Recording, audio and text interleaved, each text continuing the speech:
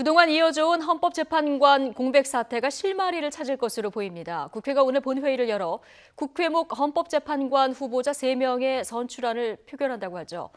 사립유치원 비리 문제는 오늘 교육위 국정감사에서도 또 최대 쟁점입니다. 자세한 얘기 배종호 세한대 교수, 이종훈 정치평론가와 나눠보겠습니다. 두 분 어서 오십시오. 안녕하세요. 안녕하세요. 자, 한 달 가까이 이어져온 헌법재판관 공백 사태. 어제 여야 지도부가 합의를 했기 때문에 오늘 표결은 통과될 거다. 이렇게 보는 게 좀 타당하겠죠? 네, 그렇습니다. 그러니까 이번에는 더불어민주당 쪽에서 추천한 그 헌법재판관만 있는 게 아니고 자유한국당 또 바른미래당에서 추천한 이제 후보자들도 있기 때문에 아마 이제 다 함께 처리하기로 이렇게 이제 한 건데 한 달 동안 계속 공방만 벌였는데 헛고생만 한 거죠. 그리고 또 어제 그 합의 이 과정을 보더라도 6개 비상설 특위를 어저께 이제 설치하기로 합의를 하지 않았습니까? 2달짜리 이게 특위입니다. 사실은 이 부분도 절대 놓치면 안 되는데 이게 논란이 될 여지가 있지만 지금 사실은 묻혀서 그냥 넘어가고 있는 상황인데 국회의원들 요즘 2달짜리 알바 논란도 지금 거센데 2달짜리 알바 지금 스스로 지금 만든 셈이에요. 어찌 됐건 그 복잡한 상황 속에서 저희가 놓쳤는데 6개 비상설 특위 이제 설치를 합의하면서 곁들여서 그냥 함께 처리한 그런 상황입니다. 지금 놓치면 안 되는 포인트까지 지금 짚어주셨는데 어쨌든 오늘 이 헌법재판관 표결 오후 2시에 이제 있을 예정인데요. 김기용 부장판사 두고는 더불어민주당하고 지금 김명수 대법원장이 뭔가 내부 거래가 있었다. 한국당에서는 사실 이런 의혹을 제기를 한 상황이었잖아요. 한국당의 주장이죠. 한국당은 지금 말씀하신 대로 김기용 부장판사에 대해서 일단 기본적으로 위장 전입 문제, 그리고 정치적인 편향성 문제, 또 말씀하신 대로 김명수 대법원장하고 민주당이 서로 교차해서 지원하기로 했다라는 이제 그 3가지 의혹을 제기하고 있는데 그것도 지난번에 이제 국회 인사청문회 과정에서 특히 국제법 연구회 그 소속이라고 그래가지고 결국 청문 채택 보고서를 안 해줬거든요. 그렇지만 이제 그런 것들이 결국은 다 주장에 불과하고 구체적인 증거나 근거는 없었던 것이기 때문에 결국 이제 오늘 표결이 중요한데 지금 헌법재판소는 총 9명의 헌법재판관으로 구성이 되어 있지 않습니까?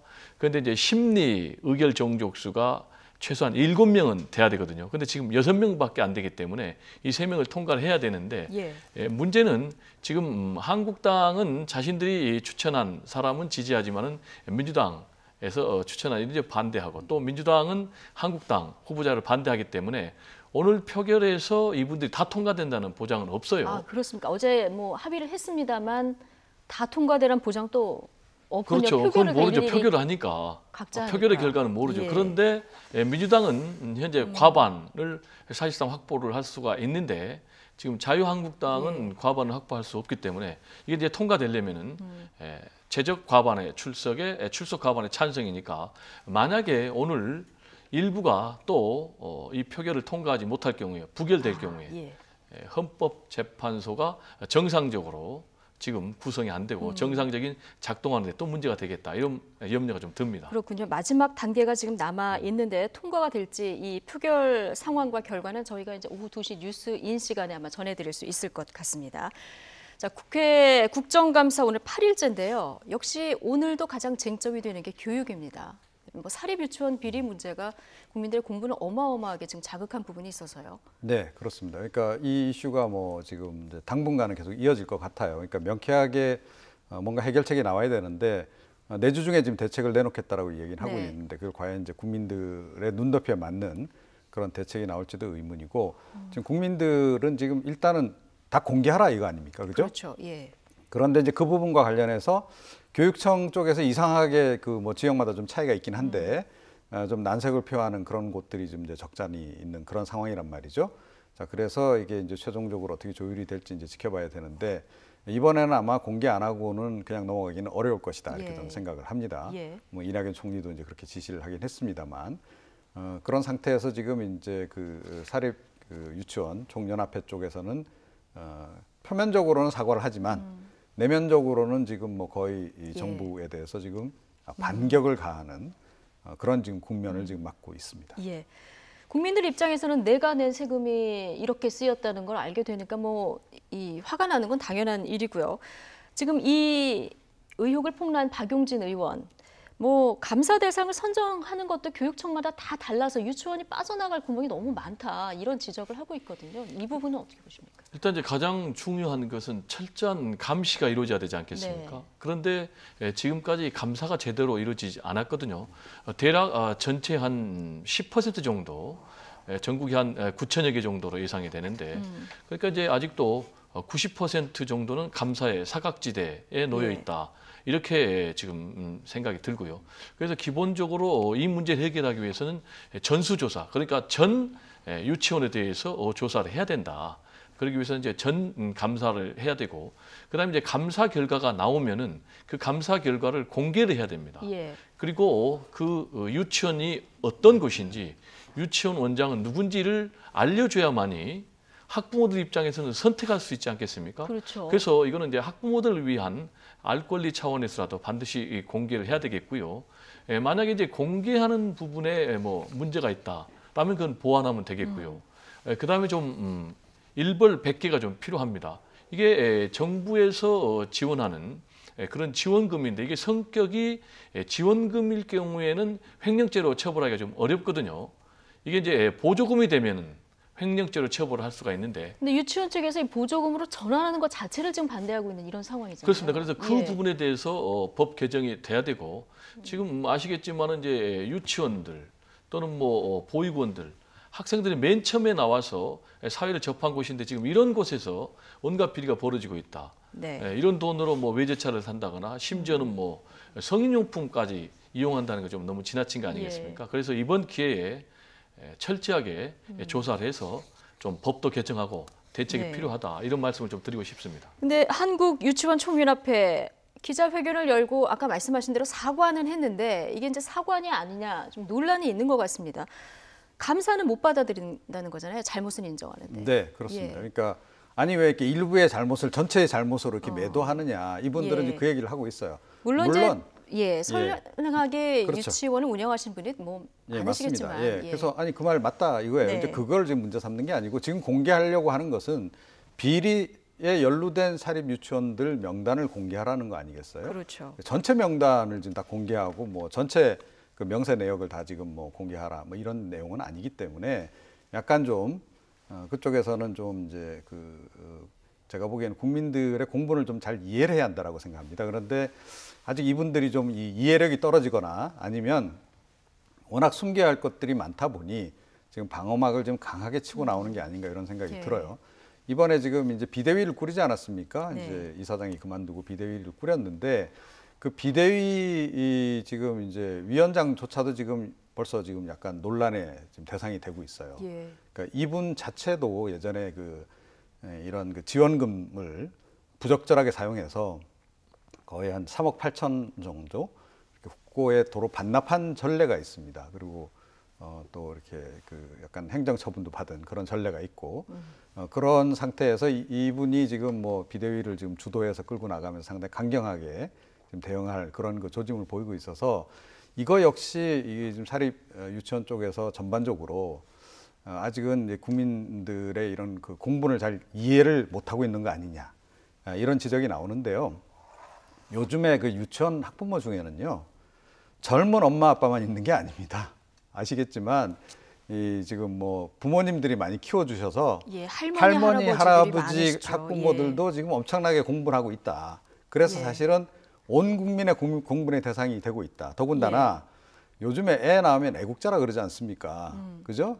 그러니까 지금 뭐 저출산 시대에 자녀를 갖는 것조차도 굉장히 지금 국가적으로는 소중하게 여겨야 되고 또 국가적으로 이제 이 아이들을 잘 키워야 될 의무가 있다라고 문재인 대통령도 이야기를 하고 정부 관계자들도 늘 이야기를 하는데 네. 자 이렇게 온 국가의 관심사라는 거죠 아이들이. 네. 자 근데 그런 아이들에게 제대로 먹이고 이래야 될 유치원에서 사실은 그 돈을 빼돌려서 개인적으로 착복을 했다. 이건 절대 있을 수 없는 엄청난 국민들의 범죄죠, 분노는 사실은. 당연하다. 네, 그렇습니다. 요즘 유치원 급식이 갑자기 좋아졌다. 이런 뒷말도 또 나오더라고요. 이 비리 유치원 명단 공개로 일단 일명 이 비리 유치원 저격수라는 별명이 붙은 박용진 의원. 지금 한유총은 이 박용진 의원에 대한 법적 대응까지 한 상태입니다. 하지만 박용진 의원 응원의 후원금이 쏟아져 들어오고 있다고 합니다. 박용진 의원의 인터뷰 내용 들어보시죠.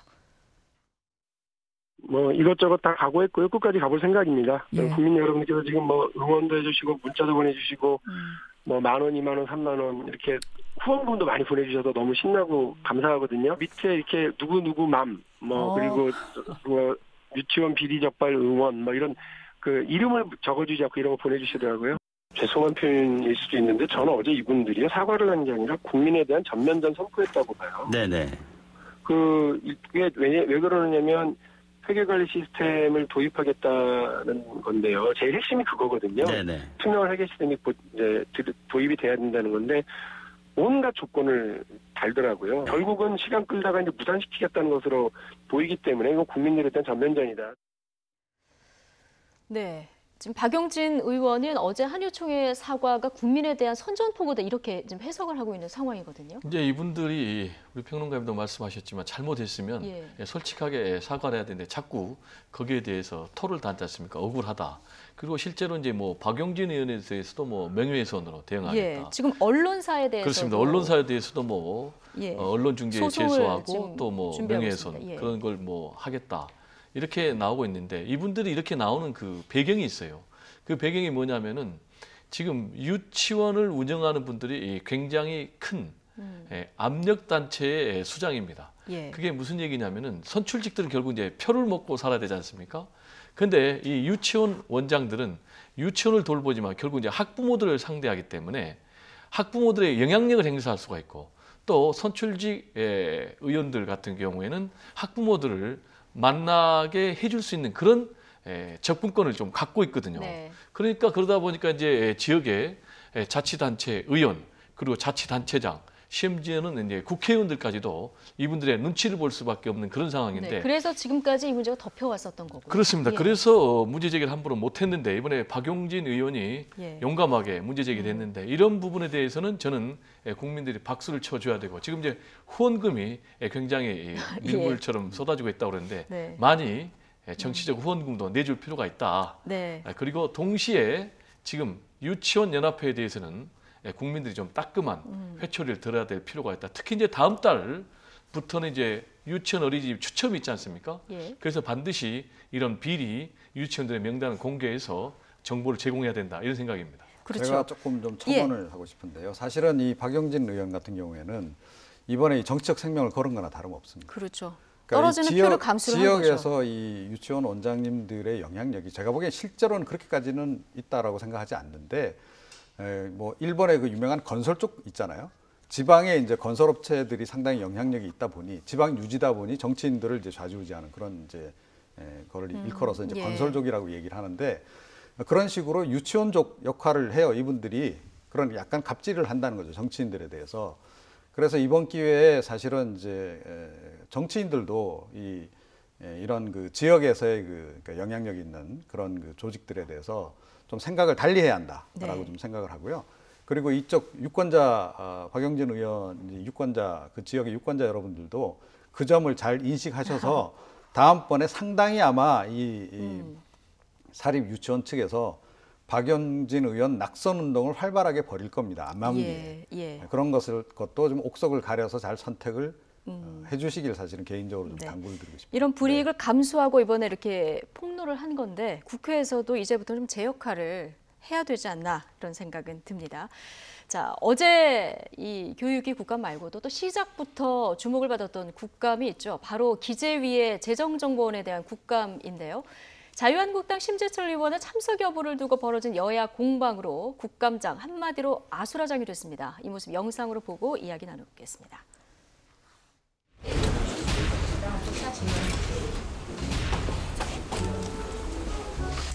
기재부와 재정정보원은 심재철 의원을 비인가 자료의 무단 유출로 고발했고 심재철 의원은 이에 무고로 맞고소한 상태입니다. 이에 대해서는 검찰의 조사가 진행되고 있고 위원회의 의결로 심재철 의원의 감사를 당장 중지시켜야 한다고 생각합니다. 오늘의 국감이 심재철 의원의 국가기밀 불법 탈취 행위에 기재위가 면죄부를 주는 방탄 국감이 되지 않기를 바랍니다. 이상입니다. 영원에 가셔야 되겠구만.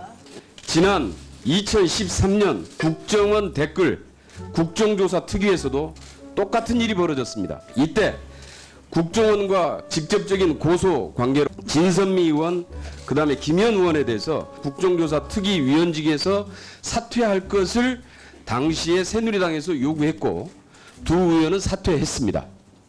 예, 우리 민주당의 강병원, 김경엽 의원 두 분 말씀 잘 들었습니다. 마치 청와대와 기획재정부의 대변인이 이 자리에 앉아 있는 듯한 착각이 들었습니다. 국정감사는 수준을 좀 높이세요. 헌법과 국회법에 따라서 뭡니까 그게? 오대변인 김 의원님, 의원들 서로 의원들 서로 존중하면서 이렇게 하시고요. 네. 자, 의원들 들어보세요. 의원들 의원들 의사진행 발언하시고요. 동료 의원에 대해서는 존중하면서 그 말씀해 주시길 좀 당부드리겠습니다. 자, 김경임 의원님도 좀 말할 시간 자제해 아니니까 주시고요. 있다고 계세요. 네. 고성도 의원님 이렇게 좀 하시죠. 네. 품위를 지켜서 충분히 하고 있습니다. 누가 옳으냐 그러냐 판명된 바가 전혀 없습니다. 그럼에도 불구하고 계속해서 고소된 것만으로 재척을 하라는 것은 그거는 국회법 정신을 정면으로 위반하는 것이다 이렇게 생각하고 있습니다. 민주당이 이렇게 속 좁은 마음으로 해서는 안 됩니다. 여당은 야당을 감싸고 갈 생각을 해야 되고 협치를 모르면 말씀을 하지 마십시오. 그건 수사 결과를 들어가보지도 않았잖아요. 배제해야 된다. 자, 그러면 저도 고소고발을 한 기획재정부 장관, 재정정보원장 전부 다 배제합니다. 심재철 의원님도 심재철 의원님도 의사진행 발언만 해주시고요. 김경엽 의원님 좀 자, 들어보세요. 협조를 해주셔야 위원장 얘기를 좀 할 거 아니겠습니까? 김 의원님, 그다음 심재철 의원님 의사진행 발언 해주시고 정리해 주세요. 의원님들이 좀 협조를 해줘야 중단을 시킬 수도 있습니다. 아주 가만히 그러니까 그 얘기를 하려면 좀 가만히 좀 계세요. 심상정 의원님 의사진행 발언해 주십시오. 당당하게 면책 듣고 의원님, 하지 마시고 김경엽 의원님. 말하는 소리 나니까 얘기한다. 조용히 해주세요. 당당하면 자신 있게 제 발언 시간 협조해 주시고요. 밖에서 그러면 당당하게 하세요. 의원님, 법정에서 1대1로 합시다. 1대1로 하던 아니 도대체 김경엽 의원님, 면책 듣고 나경하지 마시고. 증인으로 면책 듣고 나경하지 마시고. 김경엽 의원님. 인사소송으로 그뭐 좀 협조해 주세요. 의원님, 두 분 나가셔서 말씀하세요. 나가셔서. 피감기관 이렇게 다 와 있는데 피감기관 감사를 해야 되지 않습니까? 당일날 와가지고 국민들 앞에서 사퇴질하고 이게 되겠습니까? 국민들 앞에서 사퇴질하고 이게 되겠습니까? 네, 지금 보셨지만은 거의 대화가 안 되는 수준. 각자 할 말만 계속 하는 상황이 계속 됐는데 심상정 의원 얘기한 대로 이렇게 삿대질하고 막말하는 사이에 물어야 될 건 하나도 못 물어보는 이런 상황이 또 연출됐습니다. 네, 그러니까 저렇게 의원들끼리 싸우면요, 피감기관 직원들은 속으로 웃습니다. 예. 예.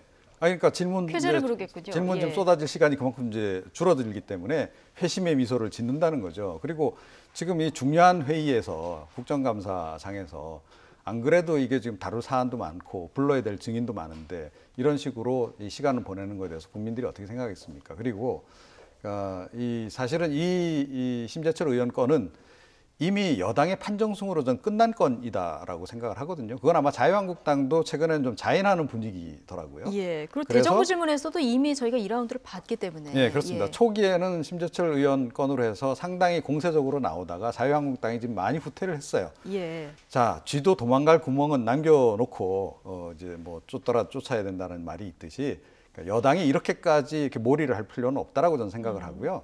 여당은 역시 그래도 국민들 편에서 민생을 먼저 챙겨야 되죠.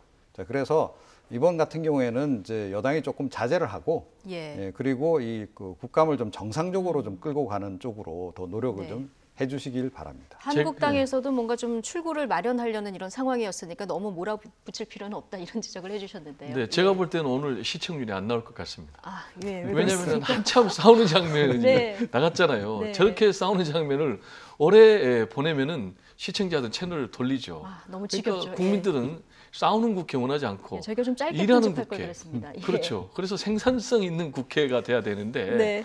지금 저 문제가 너무나 오랫동안 우리 사회에 피로감을 유발하는 문제가 되고 있거든요. 그래서 제가 볼 때는 이제 이 정도에서는 여야 예. 원내대표도 좀 만나서 정치적으로 해결해야 된다. 이런 말씀 좀 드리고 싶습니다. 예. 근데 뭐 재청 문제로 시작해서 심재철 의원을 재청하느냐 마느냐 이 문제로 시작해서 해묵은 유출 경위에 대해서도 또 계속 따져보는 이런 상황이 연출이 됐거든요, 어제.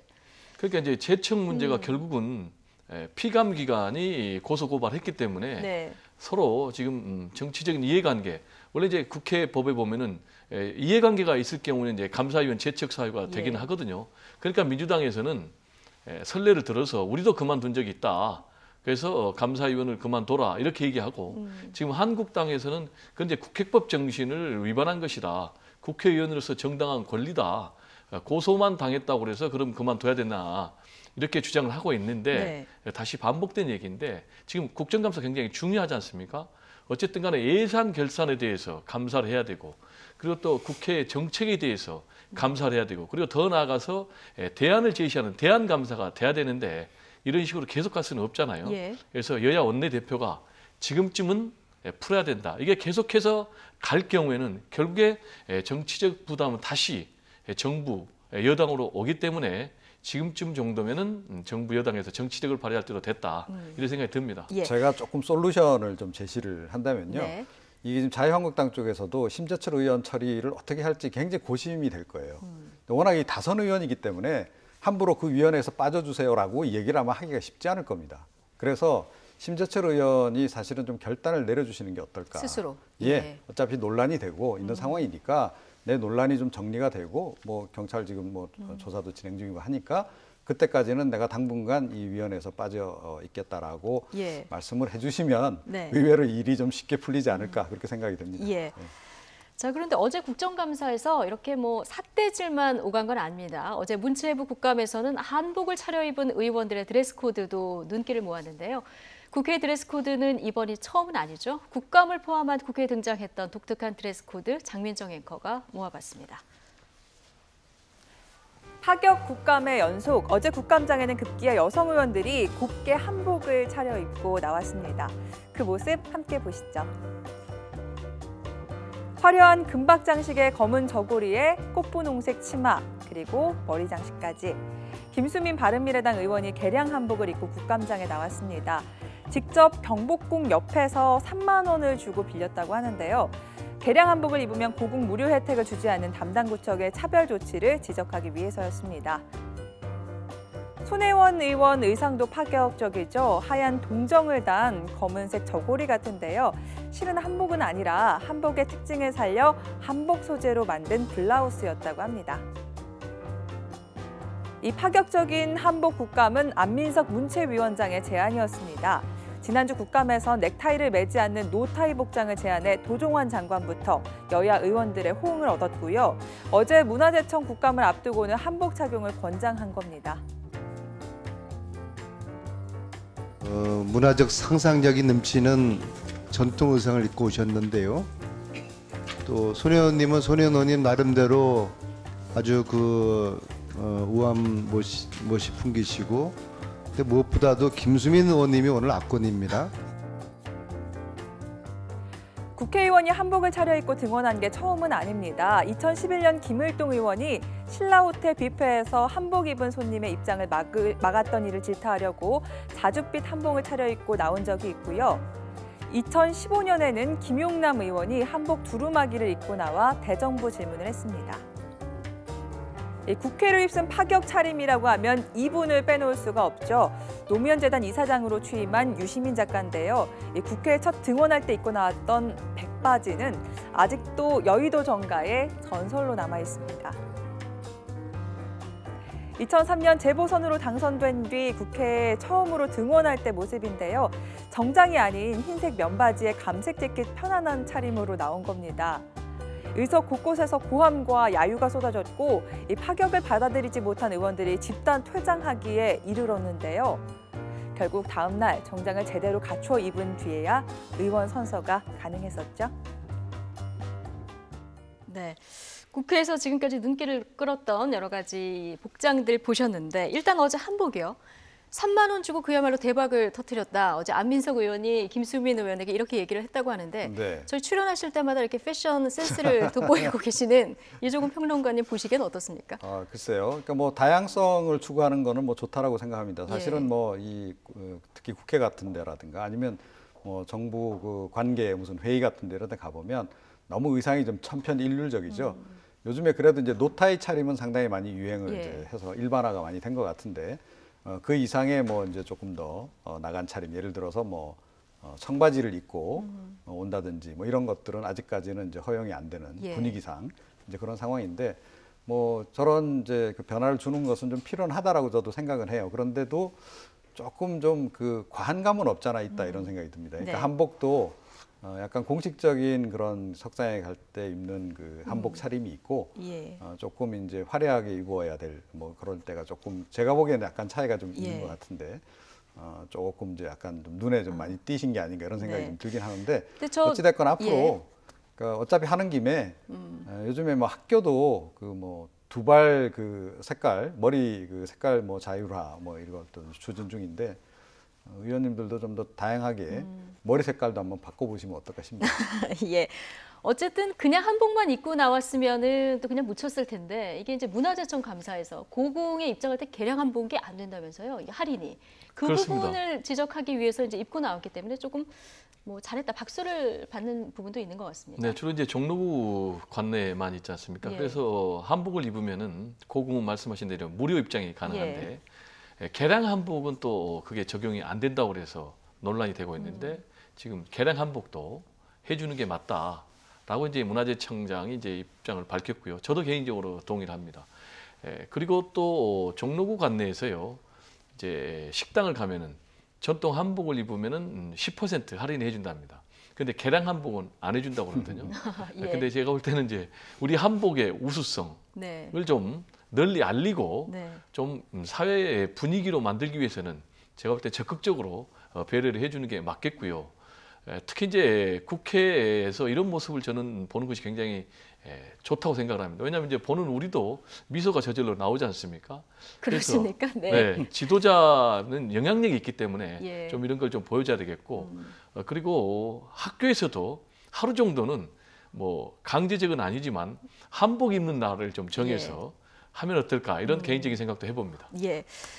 뭐 예전에 보면은 유시민 이사장의 캐주얼 면바지 뭐 두고두고 지금까지도 논란이 되는데 지금 만약에 이런 옷을 입고 국회에 등장한다. 그럼 예전과는 좀 반응이 다를까요? 예, 선서를 못 하고 쫓겨나는 그런 일은 없겠죠. 아, 그런 일 아마 정도는 그때하고는 없겠다. 지금은 예. 또 좀 다르기 때문에 요즘 같으면 아마 좀 허용이 되지 않을까 이렇게 생각은 좀 되는데 그 당시에는 상당히 좀 파격적이었죠. 예. 게다가 이제 흔히 안 입는 이른바 백바지를 입고 나오시는 바람에 그때 더욱더 이제 논란이 이제 된 바가 있는데요. 앞으로 이런 그 의상과 관련해서는 의원들 중에도 좀 청바지 입고 나올 수도 있는 거 아니겠습니까? 뭐 자켓은 예. 걸치고 오더라도 뭐 그런 정도로 좀 자율화되면 좋겠다. 그러니까 유럽 의회 같은 경우 보면 뭐 위원회 회의하고 그럴 때 비교적 이렇게 자유롭게 이렇게 차림들을 하는데요. 그런 것도 좀 우리가 우리가 앞으로 고려해봐야 되지 않나 이렇게 생각합니다. 예. 네. 뭐 이런 의상을 어떤 의상을 입느냐 이거보다는 국민들을 위해서 어떤 의정 활동을 펼쳐주느냐 뭐 국민들 입장에서 이게 제일 궁금한 거 아니겠습니까? 자, 이 얘기는 여기까지 하고요. 다음 주제로 넘어가겠습니다. 자, 이재명 경기도지사가 신체 부위 특징 논란 관련해서 어제 신체 검증을 받았죠. 점이나 제거 흔적이 없는 것으로 밝혀졌는데요. 논란은 그래도 가라앉지 않고 있습니다. 관련 영상 보고 이야기 이어가겠습니다.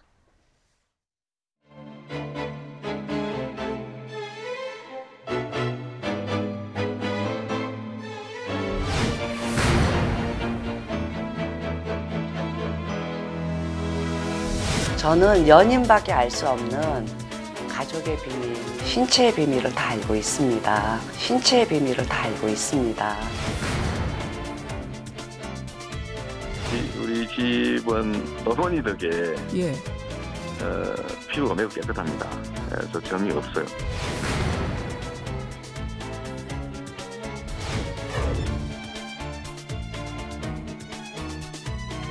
검진 결과 특정 신체 부위에 점이 없다는 사실이 명백하게 확인되었습니다. 이거는 그야말로 반대쪽이 손목증권일 수 있는 거죠. 모든 논란을 종식시킬 수 있는. 점이 없다. 이렇게 또 셀프 생쇼를 하셨는데요.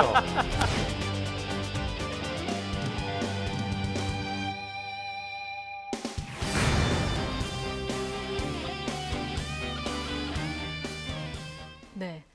저희 제작진이 점의 전쟁이다. 이렇게 문발을 달았는데 어쨌든 지금 이재명 지사가 그 경찰이 원하는 대로 그 검증을 받겠다 해서 찾아가서 직접 조사를 받았는데 받고 나서도 지금 계속 공방이 이어지고 있는 상황입니다. 예, 그런데 이게 이제 셀프 검증이다 보니까 예. 논란이 되는 거죠. 그러니까 저는 이재명 지사가 왜 그랬을까? 상당히 좀 계속 의문이거든요, 개인적으로도. 예. 그러니까 이걸 의혹을 이제 완벽하게 해결을 할 생각이었다면 이제 경찰 쪽하고 좀 잘 조율을 해서 경찰 입회하에 또 이제 상대방 측 변호사, 그러니까 예. 강용석 변호사도 입회하에 그리고 이제 뭐 그 중앙 매체 그 기자들도 함께 같이 가서 경기도청 출입 기자들만 말고 그런 식으로 했더라면 훨씬 더 명쾌하게 단번에 해결할 수 있었을 텐데 왜 이런 식으로 그 일을 정리를 하려고 했을까? 여기에는 뭐 좀 또 다른 그런 의도가 있는 게 아닐까, 내지는 숨기고 싶은 뭔가 있는 게 아닐까라고 하는 의구심을 자연스럽게 일게한다는 거죠. 자, 그래서 이건 당연히 이제 뭐 그러니까 이 김부선 씨 측에서도 좀 수용하기 어려운 그런 방식이기 때문에 계속 이 점 논란은 지금 이어질 수밖에 없는 거다. 그래서 한편에서는 이재명 지사가 오히려 이 그 의혹을 계속 지금 끌고 가는 게 정치적으로 유리하다고 생각해서 좀 그런 건가? 네. 라고 하는 생각조차도 들 정도입니다, 지금. 근데 이재명 지사도 일부 굉장히 치욕스러운 어떤 감정을 감수하고 지금 검증을 받은 거 아니겠습니까? 그렇습니다. 이제 굉장히 은밀한 부위에 이게 점이 있으니까 그런 은밀한 부위를 검증을 받기 위해서라고 그러지만은 다른 사람에게 내놓는 것 자체가 굉장히 본인 표현대로 참담하고 수치스러운 일 아니겠습니까? 그럼에도 왜 냈느냐? 결국은 이 문제를 그만둘 경우에는 계속해서 의혹이 이루어질 수밖에 없기 때문에 본인이 먼저 선제적으로 전격적으로 맞불 작전을 놔서 이 문제를 정리를 하겠다라는 이제 그런 입장 같아요. 왜 그러냐면은 지금 굉장히 상대방 김부선 씨 입장에서는 이게 스모킹 건이다라고 지금 생각을 하고 문제 얘기를 한 것 같아요. 그러니까 스모킹 건을 이쪽에서 반격에 나서서 증명을 하면 역으로 저쪽이 다 거짓말을 하는 것이 이렇게 할 수 있다는. 그렇죠. 그러니까 이제 이재명 지사 측은 이걸 말씀하신 대로 증명을 해 보이면은 역스모킹 건이 된다라는 이제 그런 것 때문에 하는 것 같고요. 또 이재명 지사 개인적인 성향도 좀 작용을 한 것 같습니다. 그게 뭐냐면은 이재명 지사가 정치를 하는데 굉장히 공세적인 정치를 하거든요. 근데 이제 일반적으로 정치를 할 경우에는 이슈를 좀 주도해야 되는 그런 면이 있는데 계속해서 끌려가는 것보다는 본인이 확실하게 세기를 받겠다. 이런 생각 때문에 이런 초강수를 둔 것 같은데 문제는 다시 상대방에서 다른 신체 비밀도 있다. 그리고 이것이 본질이 아니다.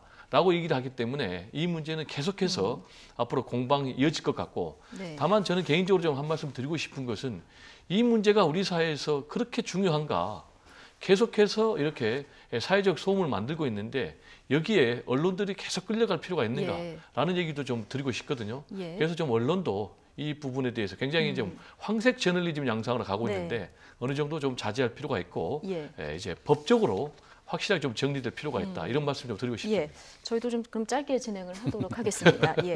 어쨌든 이렇게 검증까지 공개적으로 받았는데 김부선 씨 측 변호사 강용석 변호사 앞서 잠깐 보셨지만 셀프 검증의 쇼다 이렇게 반박에 나섰습니다. 2라운드를 예고하고 있는데 이 내용 잠깐 들어보시죠.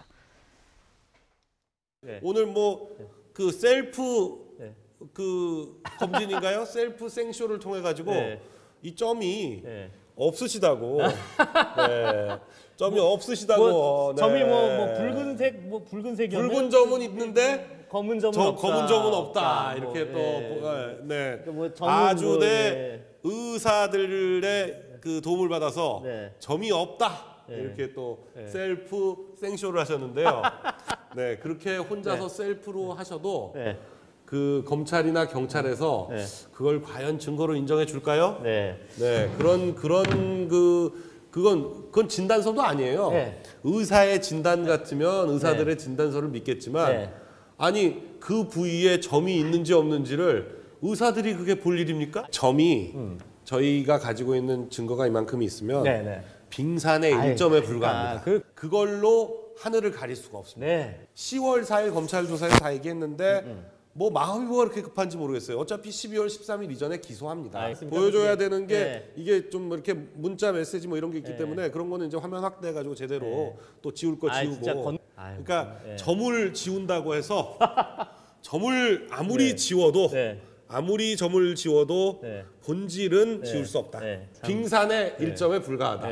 점이 가경이다. 점점 커져만 간다. 그러니까요. 네, 뭐 계속해서 의혹을 제기하는 이런 녹취를 들어보시긴 했는데요. 어쨌든 지금 의혹을 계속 제기하는 쪽에서는 이재명 지사에게 여배우 스캔들 말고도 다른 의혹들이 지금 제기가 되고 있지 않습니까? 그 대표적인 게 지금 해경군 김씨 이 논란인데 이 논란을 덮기 위해서 지금 이 검증을 받은 것이 아니냐 이런 의혹도 지금 제기하고 있는 상태입니다. 네, 이 그렇죠. 부분은 어떻게 보십니까? 그러니까 이제 해경군 김씨 관련해서 이제 그 상당히 구체적인 좀 정황 증거들이 나온 거 아니냐. 그러니까 그걸 이제 결국 덮기 위해서 시선을 이제 국민들 시선을 다른 곳으로 돌리기 위해서 이렇게 한 거다라고 이제 해석이 좀 일각에서 나오고 있는 건데요. 그런데 이 해경군 김씨와 관련해서는 그 일단 뭐 그 아이디 추적을 이제 경찰이 다 한 거 아닙니까? 그래서 누구 건지 확인을 했죠. 그러니까 전직 운전기사의 것으로 이제 확인이 됐는데 그러면 이 전직 운전기사가 뭐 자기 스스로 이걸 만들어서 자기 스스로 그 관련된 내용을 옮겼느냐. 그 부분에 대해서는 지금 그분조차도 지금 명쾌하게 이야기를 좀 안 하고 있는 것 같아요. 그러니까 내가 뭐 여러 개 그 아이디를 만드는 과정에서 그걸 만들었는지 안 만들었는지에 대해서 좀 불확실하다는 식으로 얘기를 하고 있고 또 그런 글들을 올린 부분에 대해서도 좀 애매하게 얘기를 하고 있고 지금 그런 상황이에요. 그래서 이게 결국은 아이디를 약간 그러니까 빌려준 거 아니냐, 그러니까 차명해 준 거 아니냐. 그러니까 보통 이제 선거 캠프 같은 데서는 이제 그런 경우가 종종 있거든요. 그 캠프 관계자들 아이디들을 다 개별적으로 만들게 해서 그거를 이제 그 온라인 홍보하는 팀에서 통합 관리하는 이런 식으로 이제 하기도 해요. 그런 식의 실제로 이제 그렇게 해서는 안 되지만 실제로 그런 일들이 좀 있는데 그런 식으로 이제 활용했을 이제 가능성이 좀 없잖아 있는 상황이어서 그렇다 그러면 이제 이재명 지사하고도 관련이 있을 수가 있는 거죠. 그 부분을 지금 이제 경찰이 지금 조사를 하고 있는 그런 상황입니다.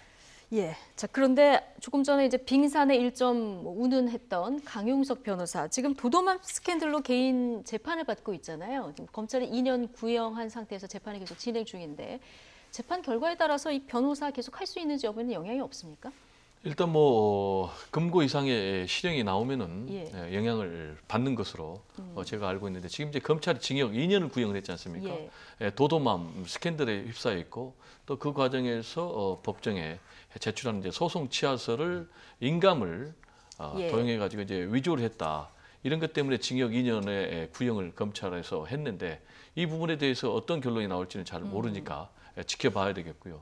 그다음에 이제 지금 강용석 전 국회의원이죠, 변호사 같은 경우는 박원순 서울시장의 아들의 뭐 병역 비리 의혹을 본인이 계속 제기하다가 이게 문제가 돼가지고 결국 이제 유죄 판결 받아서 의원직을 상실한 것으로 알고 있는데 그 전에 또 아나운서에 대해서 굉장히 좀 성모욕적인 그런 발언을 해가지고 그럼 그것도 이제 1심에서 금고 이상의 징역 6월에 집행유예 1년을 받았거든요. 그래서 나중에 이제 이런 것들 때문에 자격정지가 된 것으로 알고 있는데 앞으로 이제 금고 이상의 실형을 받을 경우에는 변호사 자격정지는 불가피할 그럴 것으로 보이고요. 지금 이제 강용석 전 국회의원 변호사가 지금 김부선 씨 문제를 맡아서 여러 가지 좀 오히려 더 일파만파 사회적인 문제를 일으키고 있는데 이런 것들이 김부선 씨에게 도움이 될지는 본인에 대한 여러 가지 사회적인 신뢰도가 그렇게 높지 않기 때문에 좀 의문이 듭니다. 김부선 씨를 변호하는데 이 변호가 도움이 되는지 이 부분도 좀 물음표로 남아있다 이런 지적을 해주셨습니다. 조금 첨언을 드리자면요. 그러니까 강 변호사 입장은 이런 것 같아요. 그러니까 변호사직을 설령 그러니까 그만두게 되더라도 정치에 대한 꿈은 계속 좀 이어가겠다 이런 생각이 아닌가 이렇게 생각이 듭니다. 정치에 대한 꿈을 이어가겠다. 예. 알겠습니다. 예. 이재명 지사 여배우 스캔들의 뭐 해경군 김씨 의혹의 형 강제 입원 의혹까지 그야말로 지금 사면 초과에 빠진 이런 상황인데요. 이재명 지사가 대선 당시에 문 대통령을 도가 지나치게 공격한 일을 후회한다. 이런 인터뷰를 하기도 했습니다. 들어보시겠습니다. 저는 정말로 자제하고 이 정도는 동지에 대한 예의를 다 지키는 거라고 생각하고 엄청 자제한 것이었는데 그때 당시 대선 지금 토론회 때는 되돌아서 보니까 정말 싸가지 없고 싸가지 없었을 뿐만 아니라 정치적으로 결코 이익이 되지 않는 손해만 될 행동을 했더라고요. 근데 그 후과를 지금 받고 있는 겁니다. 그래서 저는 업보라고 생각하죠. 뭐 실패해서 사실 더 많은 걸 배우는 게 사실인데 저 같은 경우 특히 그렇죠. 뭐 워낙 없는 상태에서 이렇게 성장해 와서 그런데 뭐 다시 되돌아갈 수 없지만 정말 잘하고 싶어요. 후회되죠, 정말로. 네, 이 때늦은 후에 좀 고해성사를 들어보셨는데 어떻게 들으셨습니까? 그러니까 이재명 지사판 나돌아갈래죠. 예, 그래서 이제 뭐 사실은 이제 최근에 경찰 조사 압수수색도 받고 그랬는데 본인은 이걸 약간 정치 탄압으로 좀 이해를 하는 것 같아요. 예, 그러니까 이게 보수 정권 하에서도 내가 이렇게까지 이런 거 이건과 관련해서 수사를 받고 조사를 받고 이런 적이 없는데 이 정권 하에서 내가 이렇게 경찰 조사를 심하게 받고 이런 것은 결국은 이 지금 친문 인사들에게 잘못 보여서 그런 거 아니냐. 예. 지난 이제 대선 경선 과정에서 사실은 문재인 대통령을 지지하는 쪽에서 상당히 좀 비토를 하지 않았습니까? 이제 그 부분을 이제 후회하는 이제 발언을 하고 있는 건데 그 내용을 보면 후회를 넘어서 화해를 좀 시도하는 그런 발언을 하고 있다. 예. 예, 그래서 앞으로 이제 본인도 이제 이번 의혹 다 해결하고 나면 다시 이제 대권 주자로 이제 다시 재도전을 해야 하는데 그때는 좀 친문 여러분 저를 좀 예쁘게 봐주세요. 뭐 이제 이런 얘기를 한 거 아닌가 이렇게 생각합니다. 저는 이제 지금 조금 후회를 다르게 넘어서 지금 화해를 시도하고 있다 이런 얘기를 해주셨는데 이게 이제 문재인 대통령 지지자들을 향해서는 어떻게 받아들여질지 이 부분은 이제 말씀하신 대로 본인이 일단 정치적인 반성문을 쓴 거예요. 예. 그리고 의도는 상대방에 대해서 특히 이제 친문 세력에 대해서 정치적인 화해를 지금 보낸 것은 맞는데 이게 좀 깔끔하지가 않아요. 이게 또 뒤집어 보면은 사실상 자신에 대해서 정치적인 탄압이 이루어지고 있다라는 식으로 우회적으로 표현한 게 있거든요. 즉 본인은 뭐라고 그러냐면 2014년, 2016년에도 다 스크린 받았는데 왜 이렇게 지금 강제 수사까지 가야 되는지 모르겠다라고 얘기를 하고 있기 때문에 오히려 제가 볼 때는 이런 발언이 더 분란을 일으키지 않을까 이런 생각이 들고 지금 이재명 지사는 굉장히 정치적으로 위기에 처해 있어요. 예. 그래서 그런 위기감의 발로가 이렇게 표현이 된 것이 아닌가 이렇게 생각이 되는데 지금 어쨌든 간에 김부선 씨 측에서 계속해서 문제 제기를 하니까 진위 여부를 떠나서 일종의 낙인 찍기 효과에 사로잡혀 버렸거든요. 그래서 본인 이제 굉장히 지금 정치적 위기감을 느끼고 있는 데다가 지금 검찰 수사까지 앞으로 예정이 되어 있는 그런 상황이기 때문에 이런 발언이 나온 것이 아닌가 이렇게 해석이 됩니다. 네, 어쨌든 반성문을 썼지만 이게 뭐 또 다른 논란이 될 수도 있는 발언으로도 해석될 수 있다. 자, 이런 지적을 해주셨는데요. 지금 경찰이 해경군 김씨 이 계정에 대한 조사도 진행이 되고 있는 이런 상황 아니겠습니까? 이재명 지사의 아내 김여경 씨를 공직선거법 위반 및 명예훼손 등의 혐의로 고발했었던 분이 이제 이정렬 변호사인데요. 이정렬 변호사가 이 해경군 김씨 아이디를 한 명이 아니라 여러 사람이 썼을 가능성이 있다 이런 얘기를 했거든요. 이 부분은 어떻게 보십니까? 네, 그랬을 가능성도 있습니다. 그러니까 아까 가능성도 이제 있다. 차명 이제 말씀드렸잖아요. 그런데 오히려 이제 이 실제 활용은 반대로 했을 가능성이 있죠. 그러니까 여러 명의 그 캠프 관계자들 또 캠프 자원봉사자들의 아이디를 받아서 그 온라인 홍보를 담당하는 몇 명이 그러니까 한 사람이 한 5-6개 정도의 아이디를 가지고 오히려 그걸 활용했을 가능성이 좀 있지 않나 그렇게 생각을 합니다. 그래서 차명의 경우에는 그러니까 우리가 합리적인 그런 의심을 충분히 해볼 만한 그런 여지가 좀 많이 있다 이렇게 생각을 합니다. 충분히 의심을 해볼 만한 여지가 그러니까 있다. 왜냐하면 이제 그 실제로 그 선거 현장에서 그런 일들이 이제 뭐 적지 않게 벌어지기 때문에 이런 말씀을 드리는 겁니다.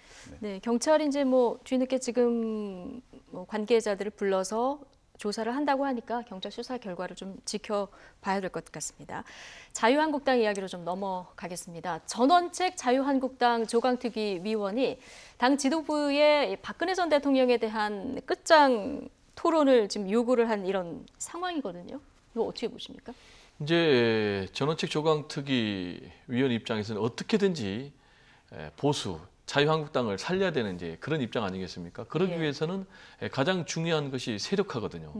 지금 이제 범보수를 통합을 시켜서 지금 민주당과 1대1 양강 구도를 만들겠다라는 이제 그런 건데 잘 세력화가 안 되거든요. 당장 이제 바른미래당에서 그렇게 썩 내키지 않고 바른미래당에서 요구하고 있는 것은 먼저 인적 청산을 해라. 예. 예를 들면 뭐 김무성 내지는 뭐 홍준표 이런 사람들을 좀 정리를 하고 그래야만이 우리가 들어갈 수 있다. 이런 입장인데 그렇게 지금 할 수는 없는 입장이거든요. 그러다 보니까 지금 세력화하는데 지금 태극기 부대까지 어쩔 수 없이 먼저 들어와서 같이 힘을 합치겠다라고 얘기를 하고 있지만은 과연 이게 지금 민심과 맞는지. 왜냐하면 이제 태극기 세력 하면은 탄핵 반대 세력 아니겠습니까? 그런데 지난번에 대선 그리고 지방선거 이후에도 한국당이 국민 앞에 석고되지 않은 그런 모습을 보였는데 그렇다면은 태극기 세력까지 끌어들이겠다? 그래가지고 앞으로 합리적인 보수로 새로 태어나겠다? 이런 것이 과연 국민들에게 얼마나 설득력을 줄지 좀 의문이 듭니다. 그러니까 뭔가 입장 정리를 해야 되는데요. 지금 한국당에서 나오는 여러 가지 그 진단이나 대책들이 맞는지 이건 한번 다시 생각해 봐야 될 문제긴 한데 어쨌든 조강특위 이진곤 위원도 이 박근혜 이명박 전 대통령에 대한 문제는 자유한국당이 극복하고 넘어가야 될 문제다. 두려워하고 피해가면 안 된다. 이런 얘기를 했는데 이 얘기 잠깐 들어보시죠. 박근혜 전 대통령 문제라든지 이명박 전 대통령에 대해서 우리 그러니까 자유한국당의 어떤 입장에서 그 어떤 시각으로 봐야 될 것이냐. 어쨌든 이런 문제는 자유한국당이 일단 이 극복하고 넘어가야 될 문제 아니겠습니까? 어떤 식으로든지 이것을 정리해서 그 인식을 공유하면서 넘어가야 될 문제인데 이런 문제도 두려워해서 피해가면 안 됩니다. 네. 지금 어떻게든 정리를 하고 넘어가야 될 문제죠. 이게 계속 피해간다고 될 문제는 아니다. 자, 뭐 인적 쇄신을 하겠다 이렇게 봐야 되는 겁니까? 글쎄요. 그런데 그러니까 이런 이념 정체성 문제까지도 지금 함께 얘기를 하자는 거 아니겠어요? 그러니까요. 그리고 네. 탄핵 과정에서의 그 잘잘못을 지금 명확하게 지금 따지고 넘어가자 이 얘기를 좀 하고 있는 겁니다. 궁극적으로는 인적 청산을 이제 약간 지향한 것으로 이렇게 보이긴 하는데 그런데 이 얘기를 하는 의도가 좀 약간 저는 정말 진정성이 어디에 있는지 좀 약간 판단이 잘 안 서요. 그런데다가 이게 조강특위가 할 일이냐. 예, 이것도 한번 생각을 해봐야 돼요. 네. 최근에 전원책 그 위원 얘기를 들어보면 거의 비대위원장급 말씀을 하고 다니시거든요. 뭐 이 보수대 통합 얘기도 굉장히 적극적으로 오히려 그 김병준 비대위원장보다 더 적극적으로 하고 있고 그리고 이제 이런 그 얘기까지 한단 말이에요. 그런데 그러니까 의도는 좀 이런 것 같아요. 그러니까 태극기 세력도 어차피 우리 편으로 끌어들여야 된다라는 생각을 하는 것 같다. 그런데 이게 자칫 잘못하면 당의 정체성 전체가 더 우양우되는 그런 그 상황으로 갈 수 있다는 거죠. 예. 친박계 세력만 딱 정리를 하고 약간 극우 지향에 있는 태극기 집회 세력도 함께 우리 편으로 이제 만들겠다라는 게 제가 보기에는 전원책 그 위원의 생각인 것 같으나 이게 분리가 과연 가능할지도 좀 이제 지켜봐야 되는 대목인데다가 그리고 지금 사실은 조금 전에 합리적 뭐 보수 얘기도 하셨지만 보수 대통합을 하려면 조금 더 중도 지형으로 더 나와야 되는 그런 상황인데 오히려 지금 더 극우 지향으로 가는 거 아니냐. 본인은 이제 이게 뭐 태극기 집회가 극우 세력이 아니다라고 인지를 좀 하고 있지만 많은 국민들은 그렇게 생각을 안 한다는 거죠. 그래서 그런 점에서 조금 이제 제 개인적으로는 가장 좀 우려하던 상황이 지금 전개되고 있는 거 아닌가. 그러니까 전원책 그 위원회 본인 개인의 어떤 이념 정체성이 제가 보기에는 약간 극우 경도된 경향성이 없잖아 있는데 이게 지금 표면화돼 나오는 거 아닌가 이렇게 생각을 합니다. 그러니까 지금 태극기 부대가 박근혜 전 대통령의 가장 열렬한 지지자였기 때문에 이게 보수에서 제외되면 안 된다 이런 이제 어제 얘기를 해서 논란이 됐는데 이게 보수 대통합 얘기를 하면서 또 나오다 보니까 바른미래당에서 지금 반발하는 목소리가 굉장히 거세게 나오는 이런 상황 아니겠습니까? 하태경 의원은 이왕 하는 김에 뭐 일베와도 통합을 해라 이런 비판까지 했습니다. 이제 바른미래당의 특히 이제 손학규 대표 같은 경우는 이제 정치적 지향점이 전혀 다르거든요. 지금 전원채 변호사 같은 경우는 사실상 강성 보수로 해석이 되기 때문에 그분은 전통적인 보수를 규합을 해서 그러니까 심지어는 태극기 부대까지 규합을 해서 전통 보수를 좀 복원하겠다 이런 입장인데 손학규 지금 대표 같은 경우는 중도 개혁을 얘기하고 있거든요. 그래서 중도 개혁 세력의 통합 그러기 위해서는 수구 보수 세력은 빠져야 된다. 라는 그런 입장이기 때문에 지금 수구 세력 몸집 불리기에 불과하다라고 이제 강하게 반발하고 있고, 특히 이제 하태경 의원 같은 경우는 지금 헌법을 부정하는 것 아니냐라고 주장을 하고 있는데, 그 얘기는 뭐냐면은 지금 태극기 부대가 주장하는 게 박근혜 전 대통령의 탄핵이 잘못됐다. 그래서 그 탄핵 결론을 내린, 파면 결론을 내린 헌법재판소 해산하라, 또는 심지어 또 교체해라 라고 주장을 하고 있기 때문에 이렇게 나오는데, 제가 볼 때는 이 문제가 결국은 계속해서 정치적 파열음은 내지 바른미래당과 한국당이 합쳐질 가능성은 전혀 없고, 물론 이 과정에서 일부가 이탈해서 갈 가능성은 있는데, 이렇게 태극기 부대가 먼저 들어갈 경우에는 바른미래당에서 선뜻 갈 사람도 그렇게 많지 않아 보입니다. 예. 이 상황을 계속 지켜보던 홍준표 전 대표, 이제는 침묵하지 않겠다, 드디어 입을 열었는데요. 바로 어떻게 해석할 수 있을까요? 그러니까 이제 틈이 보이기 시작한 거죠, 틈새가. 그러니까 비대위원장, 그러니까 김병준 비대위원장도 당을 제대로 완벽하게 장악하고 있지 못하다라는 생각을 이제 계속 해왔을 겁니다. 김 위원장께서는 어떻게 생각하시는지 모르겠습니다만 아마 홍 전 대표는 분명히 그렇게 생각을 했을 것이고, 그런데다가 지금 이제 전원책 위원까지 와서 뭐 조강특위 만들어서 뭐 한다고 하는데, 이것도 본인이 보기엔 좀 방향성이 잘못됐다라고 보고, 이 프로젝트가 실패할 거다라고 지금 보는 것 같아요. 자, 그렇다면 결국은 대안이 될 만한 사람은 나밖에 없지 않느냐라는 생각을 지금 하는 것 같고, 모르겠습니다. 이 과정에서 또 뭐 전원책 위원하고 또 내막적으로는 공조를 뭐 펼지도 모르겠으나, 어찌됐건. 근데 전원책 위원은 얼마 전에 홍준표, 김무성 의원이 끝까지 나서면 스스로 무덤을 파는 거다, 이런 얘기도 또 했거든요. 예, 그럼에도 불구하고 또 뭐 약간 그 반대되는 말씀도 가끔씩 또 하시고, 그래서 사실은 뭐 좀 뚜렷하게 지금 뭐 방향성이 지금 잡혀 있는 것으로 지금 보기는 좀 어려운 거 아닌가 이렇게 생각이 돼요. 본인도 많이 갈등을 하고 있는 게 아닌가 이런 생각도 좀 하게 되는데, 어찌됐건 홍 전 대표 입장에서는 이번에 무조건 전당대회에 나와가지고 본인이 다시 당권을 장악하겠다라는 게 지금 목표 아니었겠습니까? 그래서 그걸 이제 좀 본격화하는 그런 과정에 좀 들어선 것으로 이렇게 보입니다. 이렇게 시기적으로도 전당대회가 뭐 내년 1월, 2월 빠르면 이제 그때쯤 있을 거다라는 얘기가 좀 나오고 있잖아요. 그러니까 지금부터는 움직여야 한다, 이런 생각을 좀 하는 거죠.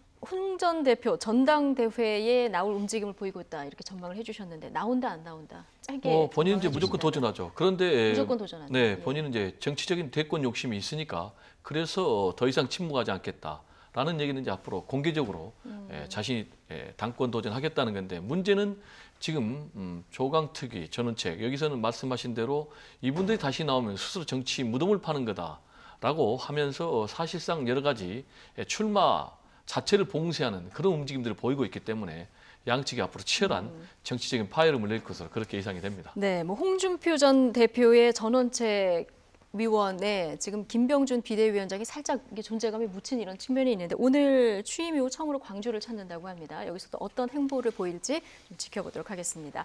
자, 지금까지 배종호 세한대 교수, 그리고 이종훈 정치평론가와 함께했습니다. 두 분 고맙습니다. 네, 감사합니다.